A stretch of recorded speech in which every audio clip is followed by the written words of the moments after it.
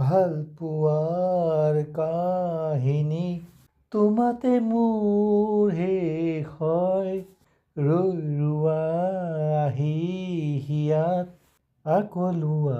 হৈ তুমি মাথো মোৰ হোৱা জোনাকেও জানা কয় সপোনৰ তুলিকাতে তুমি আছা ৰৈ বৰষা হৈ নামি আহা ৰাতিবোৰো তোমাৰে ভাৱনাৰে গধূলি ৰয় তোমাৰে নামত সাঁচি পাতত কাহিনী হৈ ৰৈ যোৱা ঠিকনা হৈ বিচাৰো